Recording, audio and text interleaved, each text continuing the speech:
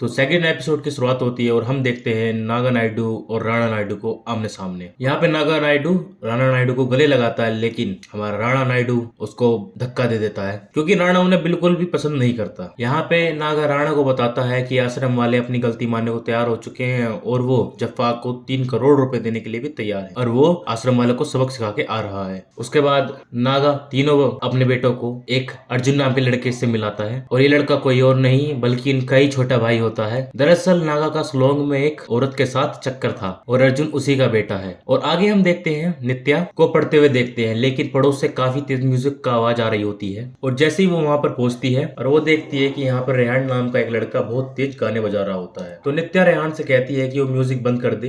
तभी वहाँ रेहान कहता है ये म्यूजिक मैं नहीं, तूफान बजा रहा है। और हमारी नित्या तूफान की काफी बड़ी फैन होती है, तो इसलिए वो वहां से चली जाती है और हमारे तूफान देवता वहाँ पे म्यूजिक बजाना दोबारा शुरू कर देते हैं। तो भाई लोग, आई होप सबको वीडियो पसंद आ रही हो। जिसको पसंद आ रही हो यार कमेंट भी करो, वीडियो को लाइक करो, चैनल को सब्सक्राइब करो और सारी की सारी नोटिफिकेशन की बेल दबा दो। जिसके बाद हम देखते हैं नैना को और नैना यहाँ पर एक आदमी को कॉल लगाती है और उससे आज मिलने को कहती है और थोड़ी देर बाद वो आदमी नैना घर पे भी आ जाता है, जो और कोई नहीं हमारे नागा नायडू होते हैं। और नैना पार्टी में जिससे बात कर रही थी वो भी हमारा नागा नायडू ही था। यहाँ पर वो उसके दोनों ग्रैंड चाइल्ड से मिलता है और दोनों बच्चे भी अपने दादाजी से मिलते हैं और उनको देखकर काफी खुश होते हैं। अब अगली सुबह होती है, नागा नायडू उन सबके लिए एक ब्रेकफास्ट बनाता है और वो अपने पोते पोतियों के साथ ब्रेकफास्ट भी करता है और उन्हें यहाँ पर वो बहुत ही अच्छी अच्छी बातें भी बता रहा होता है। और साथ ही नागा नायडू यहाँ पे नैना और उसके बच्चों को राणा नायडू की छोटी बहन के बारे में बता रहा होता है, जो बचपन में मर चुकी है और जिसका नाम भी नित्या होता है। अब अगले सीन में हम देखते हैं तेज और राणा को। यहाँ पे तेज थेरेपी करवाने के लिए आया होता है और उसकी बॉडी पे नित्या लिखा हुआ था, जिसको देखकर डॉक्टर पूछती है कि तुम्हारी गर्लफ्रेंड है। वहीं पे हमारा तेज उसको बताता है नहीं, ये हमारी बहन है जो बचपन में गुजर चुकी है और हम तीनों भाइयों ने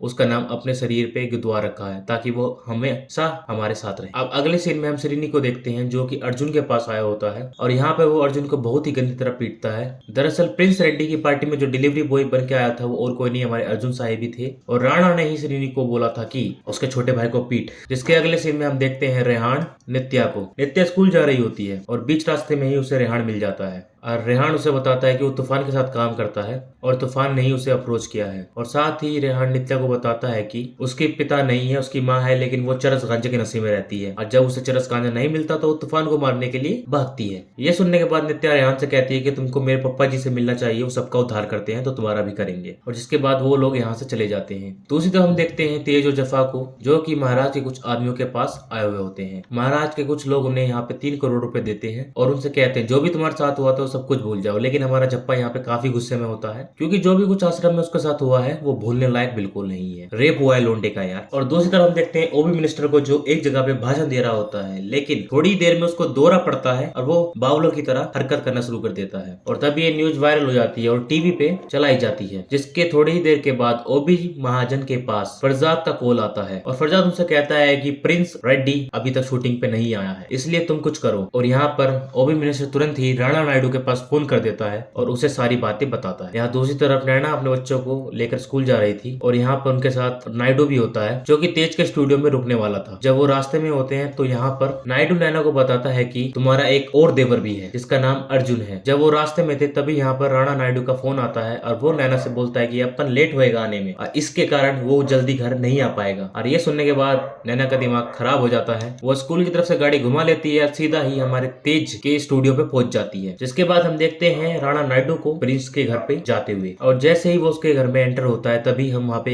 एक और कैमरामैन को देखते हैं, जो कि आने जाने वाले लोगों पर नजर रख रहा होता है और वो सारी खबर ये मुकेश नाम के बंदे को दे रहा था। दरअसल ये भी राणा नायडू की तरह ही काम करते हैं। जिसके बाद राणा नायडू प्रिंस के पास पहुंचता है और उससे पूछता है कि आखिर तू शूटिंग में क्यों नहीं आया, तेरे को दाल रोटी खानी है या नहीं। वहीं पे ही हमारा प्रिंस उसको एक वीडियो दिखाता है जहाँ पे वो चांदनी और प्रिंस हमारे काफी ज्यादा ही गुलछड़े उड़ा रहे होते हैं। आज जब वो गुलछड़े उड़ा रहे थे तभी किसी ने उनका एमएस बना लिया और अब प्रिंस को ब्लैकमेल किया जा रहा है। ये सुनने के बाद राणा नायडू समझ जाता है आखिर ये कौन कर रहा है, इसलिए वो तुरंत ही निकल पड़ता है और उसके पीछे भी वो कैमरामैन निकल पड़ता है, जो कि उसके ऊपर वो नजर रखे हुए था। यहाँ से निकलने के बाद डायरेक्ट हमारा राणा अपनी पूरी टीम के साथ चांदनी के पास पहुंच जाता है, जहाँ पर कि वो उसे सबक सिखाते हैं और उससे पूछते हैं आखिर वो ये क्यों कर रही है। वहीं पे हमारी चांदनी अपना दुखड़ा रोती है कि प्रिंस मेरे साथ इतना कुछ किया लेकिन उसने मेरे को कुछ भी नहीं दिया, मैं आज भी किराए के घर पे रह रही हूँ, अब मेरे पास कुछ भी नहीं नहीं है, पैसा भी नहीं है। और राणा नायडू को जाने के बाद यहाँ पर वही हमारा कैमरा मैन आता है और बोलता है अगर तुमको कुछ मदद चाहिए तो इस कार्ड पे कॉल करना, अपन तुम्हारी सारी मदद करेगा। यहाँ नैना नागा नायडू अपने बच्चों के साथ तेज के स्टूडियो में पहुंच जाती है, जहाँ पर कि जफा और तेज भी मौजूद होते हैं और वो सभी लोगों से मिलते हैं। अब राणा फरजाद के पास जाता है और सारी बातें बताता है आखिर प्रिंस रेड्डी शूटिंग पे क्यों नहीं आ पाया। वो उसे सारी बातें बताने के बाद उससे ढेर सारे पैसे भी मांगता है क्योंकि उसे ये मैटर सॉर्ट आउट करना था। अब रात को चांदनी मुकेश के पास कॉल लगाती है और मुकेश चांदनी को बताता है कि वो राणा नायडू का